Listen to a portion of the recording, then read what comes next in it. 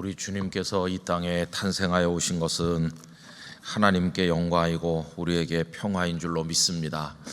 성탄의 계절에 우리 영락교회 모든 성도들 또 이 영상으로 예배를 함께하는 분들께 우리 하나님의 영광을 같이 보는 기쁨이 충만하기를 간절히 원합니다. 말씀이 육신이 되어 우리 가운데 거하신다고 그렇게 표현하고 있는데 하나님의 독생자의 영광이다 그렇게 말씀하셨죠.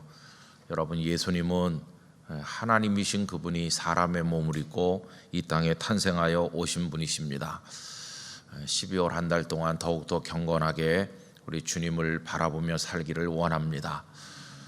오늘로써 11월이 마무리됩니다. 11달을 지켜주신 우리 아버지 하나님께 감사해야 되겠습니다. 거슬러 생각을 해보면 우리나라는 지난 11달 동안 참 복잡했습니다. 대통령 선거를 한다고 얼마나 나라가 어지럽고 또 나뉘어서 갈등하고 또 여러분들은 선거에 또 우리 국민 모두가 마음을 쏟아서 참 복잡한 정치 거기 우리가 많이 관련돼서 지나왔습니다. 또 새로운 대통령이 등장했지만은 나라는 안정되지 못하고 여전히 혼란스럽고 우리 집사님께서 기도하신 대로 참 우리의 기도가 많이 필요한 어려운 중에 있습니다. 또 북한은 계속해서 미사일을 쏘고 뭐 여러 가지 도발 행위를 계속하면서 또 긴장을 고조하고 있고 그 속에서 우크라이나 전쟁 벌써 여러 달째 지속되면서 헤아릴 수 없는 많은 사람이 죽고 이런 여러 가지 일련의 사태들을 보면서 정말 이 세상에는 희망이 없구나 하는 생각을 많이 해봅니다. 정치하시는 분들께서 새로운 정책을 만들기도 하고 또 나라를 좀 잘 사는 나라가 되도록 해보겠노라고 나름대로 애를 쓰고 또 기업하는 분들도 이윤을 창출하고 또 우리 사회의 발전을 위해서 노력하고 또 선한 마음을 가진 분들이 여러 가지 방법으로 어려운 이들을 돕고 애쓰고 그렇게 하고 있긴 합니다만은 근본적인 죄가 가져온 문제가 해결되기 전에는 이 세상에는 희망이 없는 것이죠. 저는 세상이 어두우면 어두울수록 하나님께서 우리에게 주신 구원의 은혜가 얼마나 소중한가 하는 것을 더 많이 느끼고 있습니다. 여러분, 캄캄할수록 빛이 소중한 줄 아는 것처럼 세상이 어두울수록 우리 하나님의 은혜가 얼마나 복되고 소중한 것인가 하는 것을 더 진하게 느낄 수 있다고 생각합니다. 그런데 놀라우신 그 은총의 빛 안에 우리를 두셨으니 이 은혜가 얼마나 감사합니까? 우리를 하나님의 자녀로 불러주신 그 은혜 생각을 해보면 정말 감사할 따름입니다. 여러분, 우리의 현실이 좀 힘들고 어렵다 할지라도 하나님 원망하지 말고 기쁨과 감사로 하루하루를 살아가시기를 바랍니다. 그리고 경건하게 하나님 앞에 예배하는 성도로 우리 살도록 노력합시다. 이 수요일 저녁 날도 추워졌고 또 캄캄하고 예배당까지 온다고 하는 게 쉬운 일은 아닙니다. 또 누가 뭐 그런다고 칭찬하는 것도 아니고 갑자기 뭐가 대단한 일이 일어나는 것도 아닙니다. 그러나 여기 우리 삶이 있고 하나님을 향한 우리의 마음이 있는 겁니다. 예배당을 향해서 지하철을 타시고 또 혹은 운전을 하시고 걸어서 이렇게 한 걸음씩 하나님의 집을 향해 나오는 그 자체가 나의 삶의 모습을 보여주는 겁니다. 하나님, 나는 이렇게 하나님을 향해 예배하는 자로 살겠습니다. 그러면서 이게 우리의 삶을 정형화해 주는 겁니다. 나는 그렇게 산다. 하나님을 향해 예배하고 하나님께로 나가고 나의 마음과 생각과 모든 것을 하나님을 향해 산다. 이게 우리 삶의 방식으로 하나님 앞에 드려지는 것입니다. 그래서 예배 자리에 나온다고 하는 것은 정말로 아름다운 것입니다. 하나님께서 우리를 부르시는 그 마지막 날까지 영과 육이 다 건강해서 하나님 앞에 예배자로 살다가 부르심을 받기를 소원합니다. 놀라운 축복이 아닐 수 없겠죠. 그때까지 세상이 요란하고 어지럽다 할지라도 우리를 위해 이 땅에 오신 주님, 우리에게 베푸신 구원의 은혜, 그 사랑 생각하면서 하나님의 자녀로 받는 사람밖에는 모르는 그 은혜 가운데, 기쁨 가운데 살아가시게 되기를 간절히 소망합니다. 여러분, 오늘 긴 말씀을 읽었습니다마는 이제 그 중에 나머지는 다음 주일에 이어서 생각을 하고자 하는데요. 오늘 한 단어에 우리가 집중해서 이 말씀을 좀 묵상하려고 하는데, 그 말씀은 다른 게 아니라 24절 말씀 우리 다시 한번 다 같이 읽어보실까요? 하나님께서 그를 사망의 고통에서 풀어 살리셨으니 이는 그가 사망에 매여 있을 수 없었음이라. 할렐루야. 거기 매여 있을 수 없었음이라, 오늘 저녁 말씀의 제목으로 정하였습니다. 거기 매이다 하는 동사가 나오죠. 이 동사 하나에 집중해서 오늘 이 말씀의 맥락을 따라서 은혜를 받고자 합니다.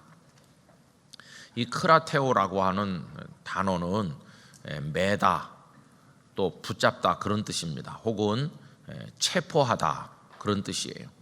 그러니까 누군가가 어떤 다른 사람을 이렇게 꽉 붙잡는 거, 그리고 체포하는 거, 그리고는 꽁꽁 묶어서 옴짝달싹 못하도록 매는 거, 이제 그런 거죠.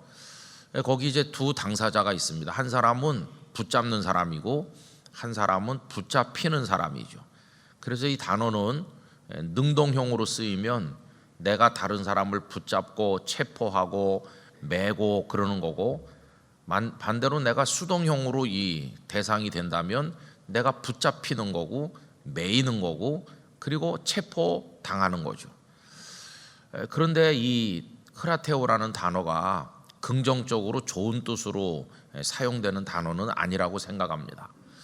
여러분, 오히려 매여 있는 사람을 풀어주는 게 긍정적이고 또 붙잡혀서 고통받는 사람을 풀어내주는 게 긍정적이지, 잘 지내는 사람을 꽉 붙잡는 거, 꼼짝 못하게 꽁꽁 묶는 거, 체포해서 끌고 가는 거, 이런 거는 좀 부정적이잖아요.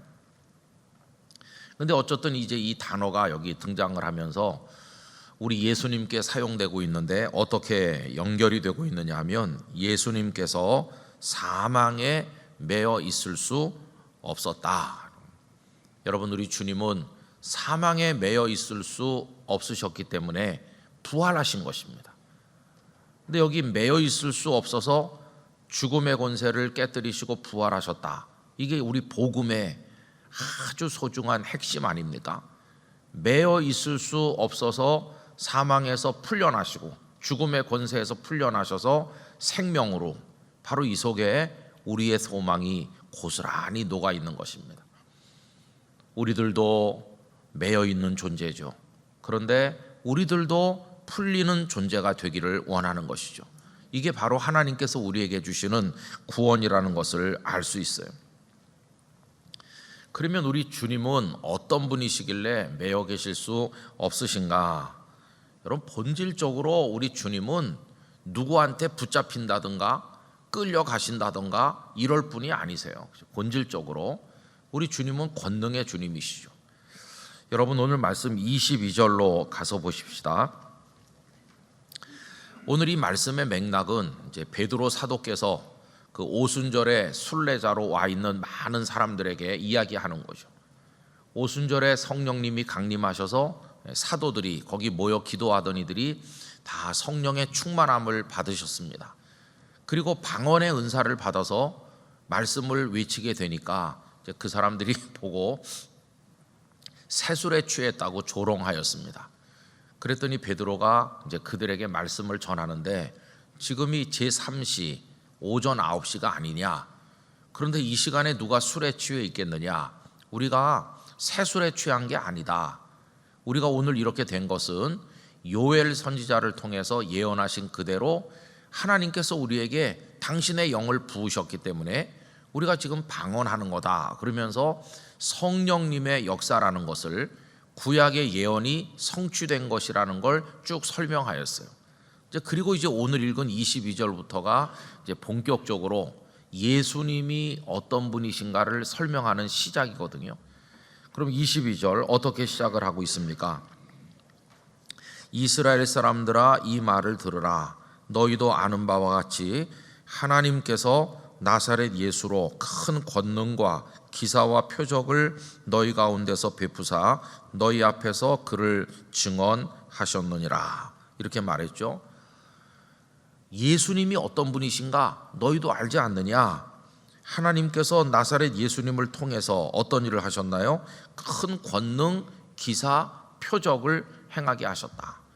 여러분, 우리 예수님 이 땅에 메시아로 사역하시는 동안 많은 하늘의 진리를 말씀하셨을 뿐만 아니라 병든 사람 고치고 배고픈 사람 먹이고 바람과 바다를 잔잔하게 하고 죽은 자를 살리고 엄청난 여기 말씀한 권능과 기사와 표적을 행하시지 않으셨습니까? 그래서 너희 앞에서 그 예수님을 하나님께서 직접 증언하셨다. 그분이 메시아라는 걸 증언하시고 당신의 아들이시라는 걸 증언하셨다. 여러분, 그래서 베드로가 신앙 고백할 때 주는 그리스도시요 살아계신 하나님의 아들이시니이다 이렇게 고백할 수 있었던 것은 어떻게 해서 가능한 것이었을까요? 봤으니까요. 예수님께서 하시는 많은 말씀을 들었고 예수님께서 행하시는 권능과 기사와 표적을 예수님 따라다니면서 봤기 때문에 이 베드로와 제자들이 아는 겁니다. 이분은 그냥 보통 사람이 아니시다. 주님이시고 그리스도이시고 하나님의 아들이시다. 여러분, 예수님께서 행하시는 그 많은 일을 보고 그분이 보통뿐이 아니라 아버지 하나님께로부터 오신 분이라는 것을 알고 고백한 것은 밤중에 예수님을 찾아왔던 니고데모도 똑같습니다. 요한복음 3장 2절 니고데모가 예수님께 했던 얘기를 제가 읽어드리겠습니다. 그가 밤에 예수께 와서 이르되 랍비여 우리가 당신은 하나님께로부터 오신 선생인 줄 아나이다. 당신은 그냥 보통 사람이 아니십니다. 하나님께로 오신 분인 줄 우리가 다 알고 있습니다. 그럼 니고데모가 그걸 어떻게 알게 된 겁니까? 그 다음 구절에 보면 하나님이 함께 하시지 아니하시면 당신이 행하시는 이 표적을 아무도 할 수 없음이니이다. 예수님께서 행하시는 권능과 기사와 표적을 보면 이분은 하나님께로부터 오신 분이로구나 하는 것을 알 수 있다는 거예요. 방금 전에 우리가 22절을 읽었는데 하나님께서 예수님을 통해서 그런 권능, 그런 기사, 그런 표적을 행하심으로써 사람들로 하여금 예수님이 누구신가를 알도록 하나님께서 그분을 증언하셨다. 이렇게 말씀하신 그대로인 것이죠. 그래서 우리 예수님이 왜 매여 계실 수 없느냐 하면은 그분은 인생이 아니세요. 우리처럼 무엇인가에 매여가지고 끌려다니고 고통받는 그런 연약한 분이 아니세요. 우리 주님은 전능하신 분이십니다. 하늘과 땅의 모든 권세를 가지신 분이십니다. 그 무엇도 주님을 얽어맬 수 없는 그런 절대적인 분이라는 것을 우리가 알아야 되는 것이죠. 여러분, 하나님이란 분의 본성 자체가 무엇에도 매일 수 있는, 매여 계실 수 있는 그런 분이 아니세요. 그분은 한마디로 말하면 자유하시는 하나님이세요. 아무 것에도 매이지 않으시는 하나님이십니다. 그래서 우리 하나님은 무엇에도 매여 계시거나 속박당하거나 갇혀 계시는 그런 분이 아니시기 때문에 특정한 모습이나 특정한 이미지 안에 갇히시는 분이 아니세요. 그래서 여러분 10계명 중에 두 번째 계명이 뭡니까? 우상을 만들지 말라는 거예요. 하나님의 형상을 머릿속으로 상상해서 하늘에 있는 것이나 땅에 있는 것이나 땅 아래에 있는 그 무엇의 모양으로도 그 하나님을 나타내려고 하지 말라. 그게 이제 두 번째 계명이죠. 그런데 어리석은 사람들이 뭘 만들어 놓고 하나님은 이렇게 생기셨다, 이게 하나님이다 이렇게 하잖아요. 그 대표적인 예가 모세께서 시내산에 올라가서 계신 동안에 산 아래에 있는 사람들이 뭘 만들었나요? 금송아지를 만들었죠. 그래 놓고는 이게 하나님이라는 거예요. 여러분, 하나님이 송아지처럼 생기셨나요? 하나님은 그 어떤 형태나 그 어떤 이미지 안에 갇혀 계신 그런 분이 아니세요. 우리 하나님의 그 모습을 사람의 언어로 설명할 수 없는 무한 광대하신 하나님이시죠. 또 하나님은 어떤 장소에 갇혀 계시는 하나님도 아니세요. 완전히 어디나 아니 계신 곳이 없으신 자유의 하나님이세요. 우리 사람이야 내가 지금 여기 있으면 저기는 있을 수가 없고 우린 시간과 공간의 제약을 받고 있지만은 하나님은 그렇게 매여 계신 분이 아니세요. 솔로몬이 성전을 짓고 하나님 앞에 봉헌하는 기도를 드리면서 이렇게 고백한 게 나옵니다. 역대하 6장 18절 하나님이 참으로 사람과 함께 땅에 계시리이까 보소서 하늘과 하늘들의 하늘이라도 주를 용납하지 못하겠거든 하물며 내가 건축한 이 성전이오리이까. 하나님은 너무나 크고 어디나 자유롭게 다 계시는 분이신데 하나님 제가 만든 이 조그만 건물 요 성전 이 안에 하나님을 가둬둘 수 있겠습니까? 이건 아무것도 아닙니다. 그럼에도 불구하고 우리의 정성을 받으시고 이 성전에서 드리는 기도에 응답해 주세요. 이렇게 하는 거지. 여러분 하나님이 성전 안에만 갇혀 계신 분이 아니세요. 하나님의 자유는 우리 성도들에게 말할 수 없는 축복을 줍니다. 왜 그러냐 하면 하나님이 여기 영락교회 예배당 안에만 계신 분이면 우리가 저 사무실에 있으면 하나님 거기 못 계시잖아요. 근데 그게 아니거든요. 하나님은 어디나 계시기 때문에 내가 병원 침상에 누워 있든지 내가 집에 안방에 있든지 길을 가든지 어디서나 우리와 동행하시는 하나님이시기 때문에 우리에게 말할 수 없는 복이 되는 것이 하나님의 자유가 우리 성도들에게 큰 복이 된다는 사실을 알 수 있어요. 자, 하나님이 자유하시는 분이시라면 우리는 어떤 존재가 되어야 될까요? 우리도 자유하는 존재가 되어야 되는 것이죠. 그래서 갈라디아서 5장 1절에 다음과 같은 말씀이 나옵니다.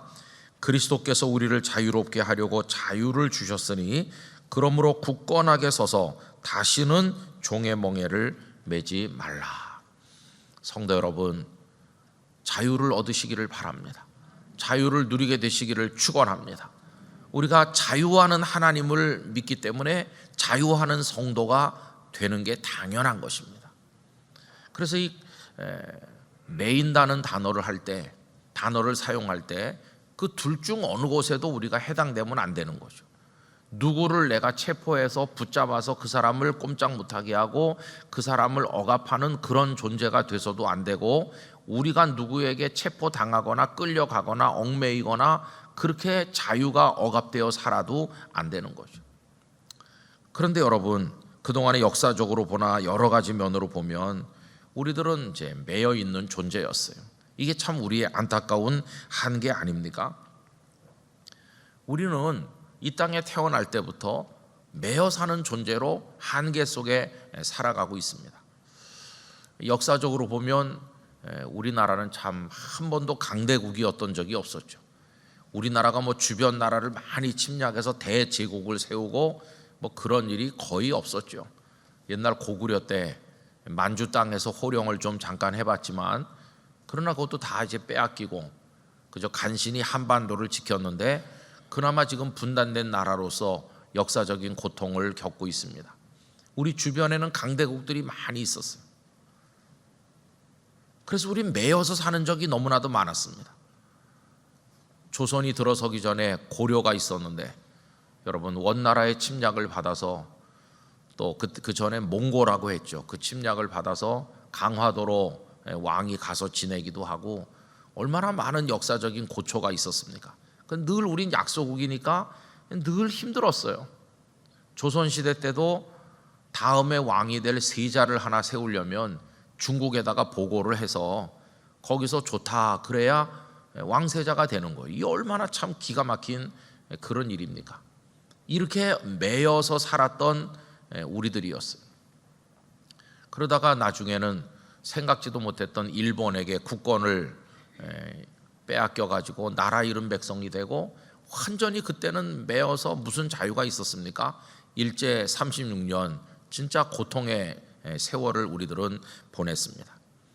그 이후에 해방됐지만 강대국들이 거기 개입을 해서 우리나라를 신탁 통치한다고 쪼개놓더니 양쪽에 이념이 다른 세력들이 들어와 가지고 우리는 아무 잘못도 없이 전쟁을 치르는 그런 불쌍한 백성이 됐고 헤아릴 수 없는 많은 사람들이 죽고, 그리고 그 속에서 지금도 희생된 채로 가족의 얼굴도 보지 못한 채 세상을 떠난 사람들이 얼마나 많은지, 이런 비극을 안고 지금도 살아가고 있어요.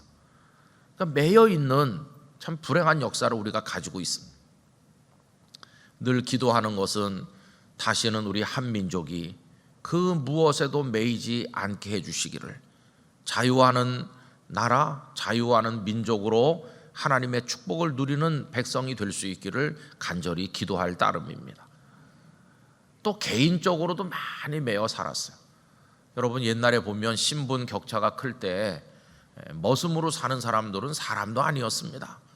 그래서 그 양반님들에게 얼마나 고초당하는지, 별것도 아닌 작은 잘못에도 멍석마리를 당해가지고 얻어맞고, 그리고 무슨 자유가 있습니까? 시집가고 장가가는 것도 머슴들은 자유가 없고 그 노비들 팔려다니고 그냥 짐승처럼 대접받고 그랬어요. 그게 매여 살았어요. 여러분, 매인다고 할 때 두 가지 종류가 있는 거죠. 하나는 내가 힘이 없어서 연약하기 때문에 강한 존재에게 내 의지와는 상관없이 매이는 경우가 있어요. 참 그게 불행한 거죠. 그 다음에 또 한 가지는 뭐냐 하면, 내가 마음만 잘 먹으면 얼마든지 자유를 누릴 수 있는데도 어리석어서 스스로 나를 얽어매는 경우가 있어요. 스스로 나 자신이 나를 얽어매요. 주로 어떤 때 그러느냐 하면은 어떤 욕망, 더러운 욕망에 빠져서 그 욕망의 사슬이 나를 얽어매도록 나 스스로를 그런 데다 갖다 두는 그런 어리석은 판단을 할 때가 많이 있어요. 욕심에 눈이 멀면 거기 종이 되는 거죠. 그 욕심의 종이 되면 눈에 보이는 게 없어요. 자기는 대단한 걸 하고 가지고 싶은 걸 가지고 누리고 싶은 걸 누리는 것처럼 보이지만 거기 매여서 사실은 노예처럼 끌려가고 있는 건데, 이제 어리석으면 그걸 판단할 수 없게 되는 거죠. 여러분, 겉으로 보면 멀쩡한 사람이 돈의 노예가 되고 명예의 노예가 된 사람도 너무나 많습니다. 명예의 노예가 된 사람, 참 그래서 왜 저렇게 행동하나, 그 한 자리 얻어보려고 그런 사람들 저 참 많이 봤어요. 스스로를 매는 겁니다. 자기 자신을 결박하는 거. 그런데 여러분, 하나님의 뜻이 무엇인가? 하나님은 자유하시는 하나님이시기 때문에 우리가 무엇에 매이기도 원하지 않으시고 스스로를 얽어매는 것도 해서는 안 된다고 말씀하시는 거죠. 자유하시는 하나님께서는 당신의 아들과 딸인 우리가 자유하는 그리스도인으로 살아가기를 원하고 계십니다. 무엇에도 매이지 않기를. 그래서 여러분, 성경의 이야기는 매여 있는 사람들을 풀어주시는 이야기라고 할 수 있어요. 성경이 구원의 책이라면 이 구원은 풀어주시는 겁니다. 풀어주시는 거. 여러분, 그런 이야기가 얼마나 많은지, 우리 예수님께서 이 땅에 오셔서 감당하시는 사명 자체가 풀어주시는 사명이거든요. 그래서 포로된 자에게 자유를, 눈먼 자에게 다시 보게 함을 선포한다, 그렇게 말씀할 때 포로된 자에게 자유, 그 대표적인 것이 성경에 뭡니까? 우선은 출애굽을 이야기할 수 있죠.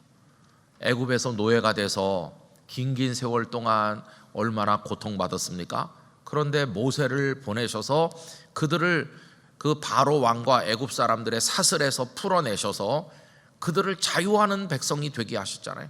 다시는 그 무엇에도 얽어매임을 당하지 않도록 해방시키신 해방자 하나님이십니다. 출애굽의 하나님, 풀어주시는 하나님이시. 성경은 풀어주시는 이야기로 가득합니다. 또 나중에 세월이 많이 지나서 바벨론 느부갓네살 왕에게 끌려가서 포로로 억압당하는 백성들을 하나님께서 풀어주시는 거죠. 포로된 자에게 자유를 할 때 그 이사야 선지자의 예언이 그 바벨론에 끌려가서 포로가 된 사람들에게 그대로 이루어져서 고레스 왕이 등장하더니 너희 백성들은 예루살렘으로 돌아가서 하나님의 성전을 다시 지으라. 그래서 스룹바벨이 총독이 되어서 백성들과 함께 이제 다시 돌아오는 거 아닙니까? 포로된 자에게 자유를, 눈먼 자에게 다시 보게 함을 눈을 볼 수 없어요. 보지 못한다고 하는 거는 밧줄로 동여매지만 않았을 뿐이지 행동의 제약이 얼마나 큰지 몰라요. 앞을 못 보는 분은 한 걸음도 발을 내디딜 수가 없고 손을 어디다 뻗을 수가 없어요. 묶여 있는 것과 똑같죠. 행동의 자유가 박탈당하는 거죠. 그런데 다시 보게 한다. 눈을 떠서 볼 수 있게 되면서 마음대로 움직일 수 있도록 하시는 분이 하나님이시다. 그거를 또 이야기하고 있는 거죠. 성경은 풀어주시는 하나님의 이야기가 곳곳에 나와 있는 것을 볼 수 있습니다. 성도 여러분, 오늘 저녁에 우리가 생각해 볼 것은 나는 무엇에 매여 있나 생각을 해봐야 되는 거죠. 다니엘처럼 믿음을 지키다가 사자굴에 들어가 있다면 사자굴에서 다니엘을 풀어주시듯이 하나님께서 우리를 풀어내어 주시기를 원합니다. 다윗처럼 밧세바라는 한 여인을 보는 순간 그 욕망에 속박당해가지고 자기도 모르는 사이에 그 여인과 간음하고 우리야 장군을 죽이는 그 욕망의 덫에 걸려있는 그렇듯이 무엇인가에 지금 빠져있다고 한다면 여러분 거기서 우리가 풀려나오게 되기를 원합니다. 그래서 그 메인 모든 것에서 이제 벗어나야 되는 거죠. 얽매이기 쉬운 모든 죄에서 벗어나 이제는 자유하는 그리스도인으로 하나님의 거룩하심을 따라 살아나가야 된다는 것을 알 수 있어요. 우리 예수님은 사망에 매여 계실 수 없기 때문에 그 죽음의 권세를 깨뜨리시고 부활하신 분이세요. 무덤 문이 열렸다. 그 무덤은 인류가 만들어진 이후 우리 인생이 당하는 그 매여 있는 고통의 상징이었습니다. 하나님의 아드님이 숨을 거두시고 그 시신을 그 무덤 안에다 놓고 큰 돌을 옮겨서 무덤 문을 막았어요. 그게 하나의 상징이죠. 이 땅의 모든 인생들이 그렇게 살아왔어요. 그 굴 안에 무덤 안에 갇힌 것처럼 살아있는 것 같지만 사실은 죽은 시신처럼 무덤 안에 갇혀있는 존재처럼 지금 다 살고 있는 겁니다. 권력에 속박당해서 죽은 사람, 명예에 눈이 먼 사람 다 뭔가 이렇게 갇혀있는 거죠. 그런데 하나님의 빛이 그 무덤에 비추이고 그 생명의 능력으로 돌이 굴려져 문이 열리고 주님이 그 안에서 나오셨다. 이게 해방 중에서 가장 큰 해방이고 그 능력의 주님이 우리들을 어떻게 풀어주시는 분이신가 하는 것을 온 세상 앞에 상징적으로 보여준 사건이라고 말할 수 있습니다. 그래서 부활은 단지 예수님의 몸이 죽음에서 살아나신 그 사건 하나만을 뜻하는 데서 끝나는 게 아니라 모든 메인데서 우리를 풀어주시는 주님이시라는 것을 우리들에게 선포하신 것입니다. 모든 매임에서 풀어주시는 거죠. 그래서 여러분 무엇이 나를 얽어매고 있나 거기서 우리가 풀려나기를 원합니다. 우선 우리가 주님의 은총으로 풀려나는 것은 죄로부터 풀려나는 것입니다. 죄가 우리들을 사망으로 끌고 들어갔잖아요. 그런데 십자가의 보혈이 우리의 죄를 맑게 씻었어요. 그래서 이제는 죄와 사망의 법이 우리를 더 이상 정죄할 수 없어요. 생명의 성령의 법 안에서 우리는 용서받았고 자유를 누리는 사람이 되었어요. 죄는 정말 이렇게 목을 조여오는 것입니다. 여러분 죄를 짓고 도망하는 사람들 밤에 잠이나 제대로 자겠어요? 어디 가서 밥 한 그릇을 편하게 먹을 수 있겠어요? 누가 나를 보는 것 같고 잡으러 오는 것 같아서 얼마나 고통 가운데 쫓기겠습니까? 그러나 아무 죄가 없는 사람은 어디든지 자유롭게 가고 어디든지 마음껏 있을 수가 있어요. 여러분 그 죄로부터의 해방이라고 하는 것은 놀라운 축복이에요. 죄로부터 풀어주셨기 때문에 우리는 죄의 결과로 왔던 죽음으로부터도 우리는 풀려나는 것입니다.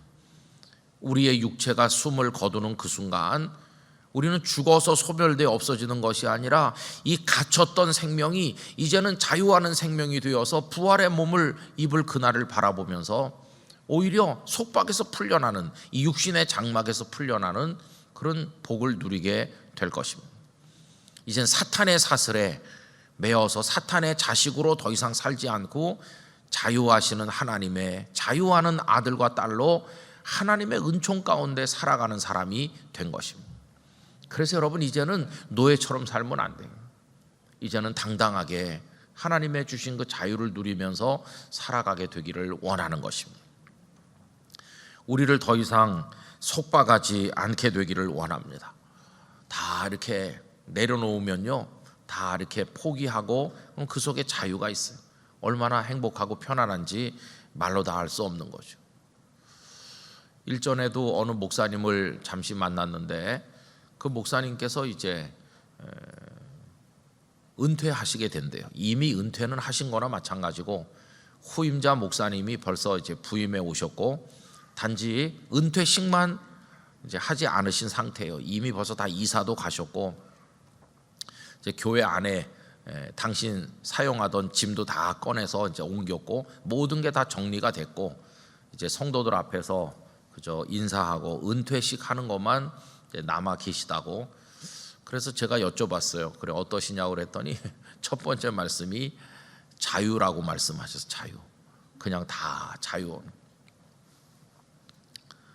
현역에 계실 동안에는 벌써 목요일이 됐네. 이번 주일 설교를 어떻게 준비할까? 그런 게 부담으로 다가오는 거죠. 굉장한 부담으로 다가오죠. 그런데 이제는 그런 부담에서 벗어난 것이에요. 그럼 여러분, 어떤 부담에서 벗어나는 게 자유라고 한다면 틀림없는 자유인데 그런 자유에서 부담에서 벗어나는 게 자유라고 한다면 우리는 아무것도 하지 말아야 됩니다. 그렇죠? 아버지 노릇에서 벗어나고 어머니 노릇에서 벗어나려면 어떻게 됩니까? 오늘 저녁에 애들 모아놓고 오늘 저녁으로 끝이야. 이제 아빠는 자유하려고 하니까 너희들이 알아서 먹고 살아라. 이거는 직무유기지 그거는 자유가 아니에요. 그죠? 그 진짜 자유는 뭡니까? 진짜 자유는 그 모든 걸 감당하면서 자유한 것이 그게 진짜 자유인 것이에요. 아버지 노릇도 열심히 하고 어머니 노릇도 하고 목사 노릇도 하고 교회 장로님, 집사님, 권사님 다 하시면서 그 안에서 매이는 게 아무것도 없이 자유하는 거. 여러분, 이거 정말 놀라운 축복이 아닐 수 없어요. 매여 계실 수 없으신 주님을 믿는다고 하면서 매여서 헐떡거리면서 끌려다니면서 사는 거는 이게 우리가 제대로 하나님을 믿는 게 아니에요. 저도 목회를 하면서 참 많이 매여 있었죠. 그런데 누가 와서 저를 막 억지로 끌고 가서 매인 적은 없었던 것 같아요. 누가 저를 잡아서 감옥에 집어넣는다던가, 여러분 저 한 번도 갇혀본 적이 없습니다. 저 전과자 아닙니다. 누가 저를 막 끌고 가고 그런 적 없어요. 근데 다 100% 제가 저를 가둬놓은 겁니다. 제가 저를 가둬놔요. 주로 어떤 때 많이 가두냐 하면은 하나님께서 나를 인도하시는 대로, 그 자유하시는 하나님께서 그분의 생각과 그분의 길은 우리 길보다 높고 하늘이 땅보다 높은 같이 하나님의 뜻은 그런 건데 그분께 맡겨서 그분이 오라 그러면 가면 되는 거고 거기 서라 그러면 서는 거고 그러면 편안할 텐데 우리는 그걸 안 하는 거예요. 그걸 안 하고 우리 스스로 뭔가 길을 정해놔요. 하나님, 우회전다면 좌회전이고요, 좌회전다면 우회전이고요, 직진 200m고요. 저는 인생을 그렇게 살기로 했어요. 딱 정해놓고 하나님께서 아니야, 우회전 아니고 좌회전이야. 그래도 막 버티니까 그게 고통이 되는 거예요. 그런데 여러분, 모든 물은 그 물이 어떤 물이든지 높은 데서 낮은 데로 흐르는 것처럼 하나님께 맡겨서 흘러내려가듯 살면 그 안에 자유가 있는 것이에요. 그렇게 흐르다 보면 넓은 바다와 만나게 돼 있고 말할 수 없는 축복의 바다로 들어가요. 그런데 우리는 이걸 막 거꾸로 거슬러 물이 올라가게 해보려고 하니까 막 고통을 받는 거예요. 하나님의 뜻 안에 자유가 있는 줄로 믿습니다. 목회를 하면서 목사님들이 스스로를 얽어매는 것 중에 하나가 그거예요. 우리 교회가 지금 100명 모이는데 어떻게 하면 200명 모이는 교회 되게 할까 막 하면서, 여러분, 열심히 하는 거하고 충성하는 거하고 스스로를 얽어매는 거하고는 다른 것입니다. 열심히 해야죠. 당연히 열심히 하는데 자유하면서 열심히 해야죠. 자유하면서. 그래서 이제 막 억지로 뭔가를 하려고 하다 보면 목사님들도 병이 나고 쓰러지고 인간적으로 그 잘 안 되면 막 분노가 치밀고, 그거는 비즈니스를 하는 거지 하나님의 비전에 따르는 게 아니에요. 그렇게 하면 안 되는 거죠. 근데 그거를 터득하기가 정말 어렵더라고요. 저도 그거 터득하기가 힘들었어요. 그런데 어느 순간인가 하나님께서 가르쳐 주셨어요. 네가 그렇게 한다고 되는 게 아니고 그냥 너는 나를 따라라. 나의 은혜 안에 거해라. 내가 너를 인도하는 대로 따르라. 그러면 그냥 하나님께 맡기는 거예요. 말하자면 하나님이 운전하시는 차에 나는 타기만 하면 되는 거예요. 내가 스스로 막 어떻게 해보려고 하지 말고 하나님의 은혜를 따라 이렇게 가면은 하나님이 다 하시는 것이에요. 안 될 것 같은데 되게 하시고, 없는 중에도 있게 하시고, 약한 자를 들어 쓰시고, 하나님의 표적과 기사와 능력이 나타나는 걸 경험하게 돼요. 아, 하나님께 다 맡기면 자유함이 있고 동시에 우리가 계획했던 것보다 더 아름다운 열매를 맺는구나, 이걸 터득할 수 있게 되는 거예요. 그래서 여러분, 저는 우리 영락교회 성도도 이 자유를 경험하시게 되기를 바랍니다. 영락교회가 조심해야 될 것 중에 하나는 이겁니다. 우리는 영락교회야. 우린 영락교회인데 영락교회가 어떤 교회냐, 우리 교회가. 그러니까 영락교회는 이렇게 해야 된다. 그게 우리를 얽어매는 거예요. 우리 같은 영락교회가 어떻게 해야 돼? 이게 성도들의 의식 속에 굉장히 깊어요. 그걸 감사함으로 하나님 앞에 고백하는 건 좋은 거지만 그게 우리를 얽어매 갖고는 안 되는 것이에요. 그럼 하나님께서 그러냐? 한번 해봐라. 그리고 하나님 구경만 하시면 우리는 그 스스로를 얽어매는 거예요.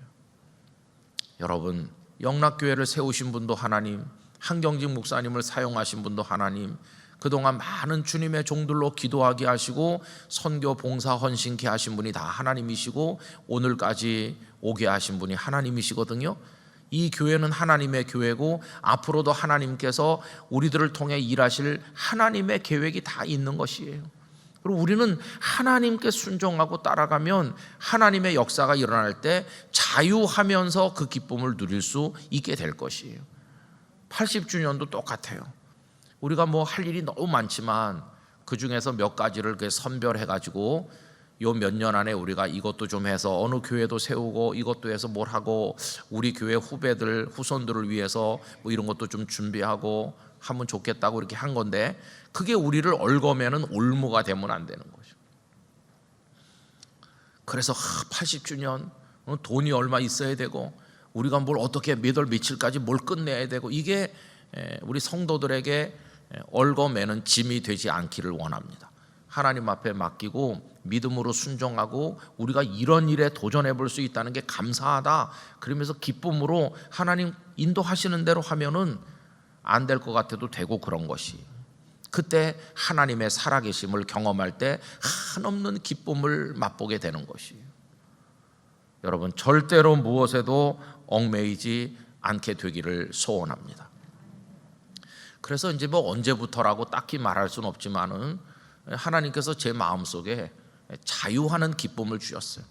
저는 성경 전체 중에서 가장 좋아하는 몇 구절 중에 하나를 얘기하라 그러면 아까 읽어드린 갈라디아서 5장 1절을 너무너무 좋아합니다.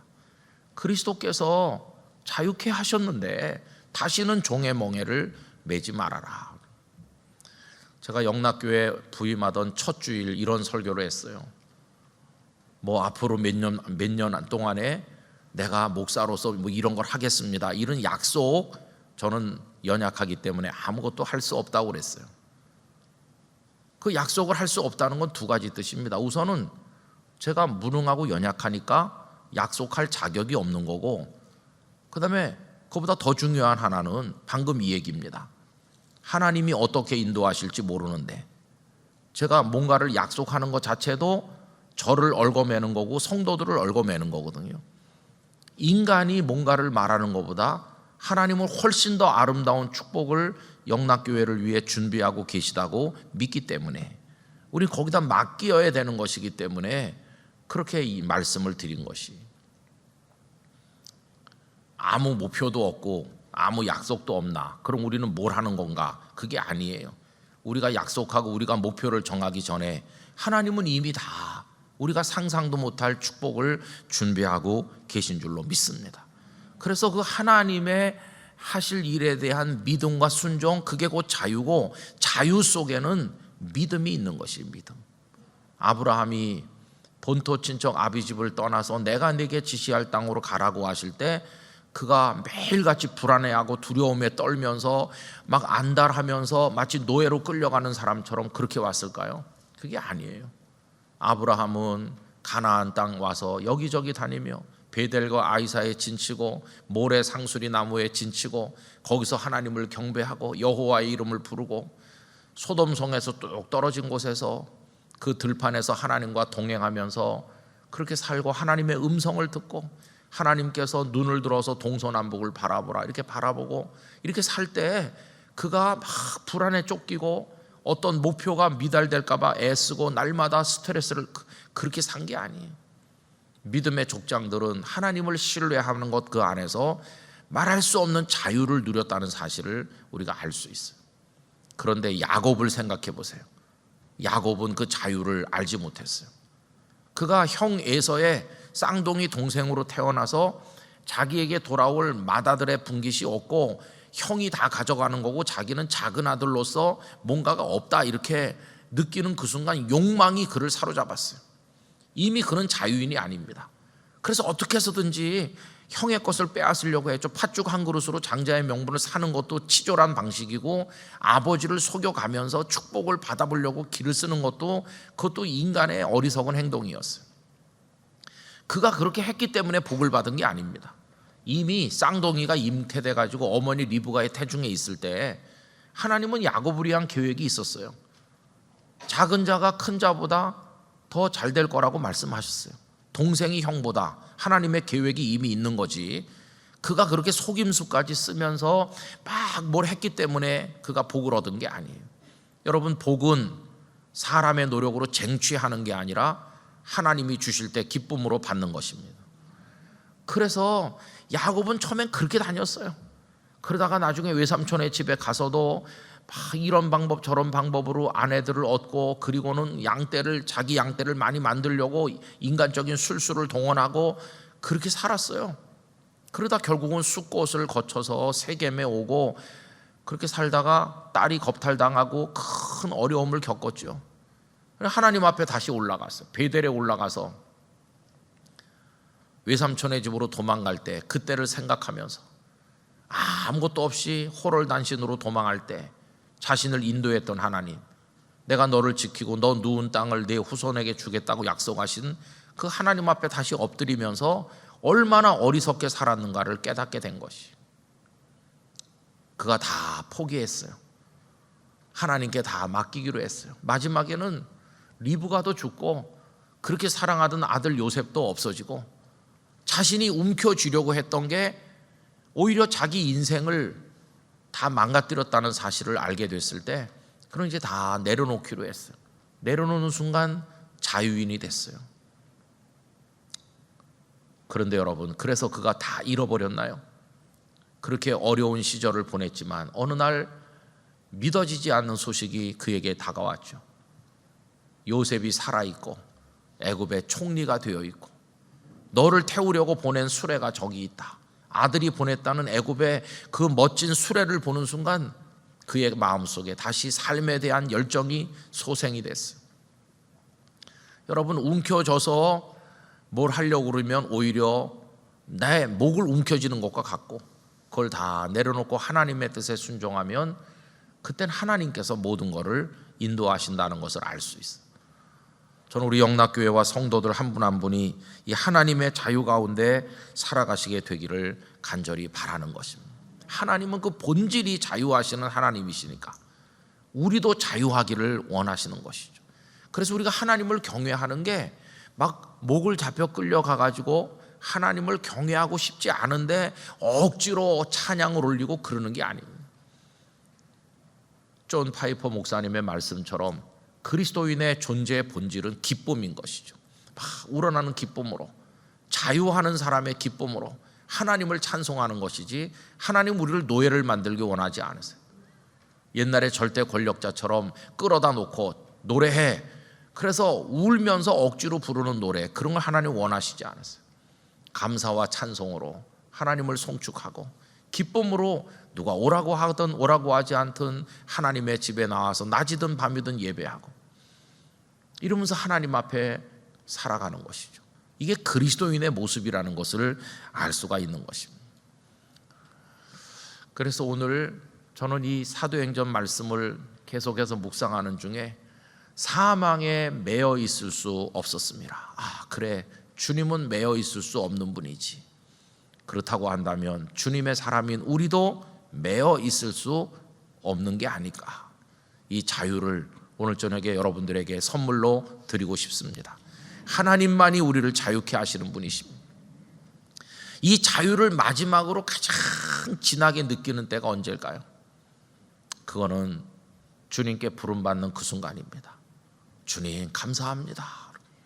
그동안 인생을 70년 80년 살면서 뭔가에 그렇게 속박당하고 그것이 나의 목을 조이고 그게 입으로는 비전이라고 그랬지만 결국은 욕심이었고 다 나를 쫓기게 만들고 한순간도 편하게 이렇게 하지 못했는데 이제 나를 놓아주십니다. 시므온이 성령의 감동을 받아서 성전에 올라오셨다가 탄생하신 예수님을 보는 순간 너무나 기뻐서 노래하기를 나를 놓아주시는도다 이렇게 노래했죠. 여러분, 그게 바로 그 순간이 완전한 자유로 들어가는 순간이에요. 그래서 죽음은 루터의 말처럼 드디어 해방되는 순간이라고 말할 수 있어요. 이 세상의 삶이 그동안 우리를 짓눌렀는데 이제는 완전한 자유 속으로 하나님의 자유의 나라로 우리가 들어가는 순간이 세상에선 죽음이라고 말하는 바로 그 순간이죠.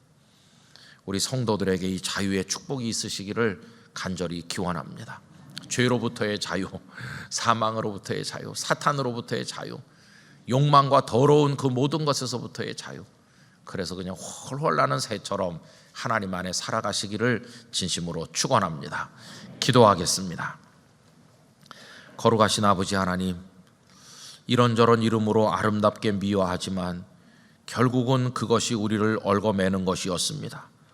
남에 의해서 당하든지 혹은 우리 자신이 우리를 속박하든지 매여 있는 존재로 살았던 저희들이었습니다.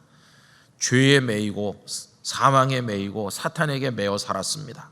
그러나 주님은 매여 계실 수 없으신 자유하시는 하나님이시므로 죽음의 권세에서 풀려나셨고 그리고 우리를 풀어주시는 하나님이십니다. 하나님께서 주시는 자유를 만끽하며 그 안에서 살아가게 하여 주옵소서. 하나님의 말씀을 따라 물이 낮은 곳으로 흐르듯 하나님을 따라 흐를 때 오히려 더 큰 은혜와 축복의 바다로 들어간다는 것을 깨닫게 하여 주시옵소서. 이 비밀을 깨닫고 행복한 그리스도인으로 하나님을 찬송하며 살아가도록 주여 저희에게 은혜를 베풀어 주시옵소서. 예수님의 이름으로 기도드리옵나이다. 아멘.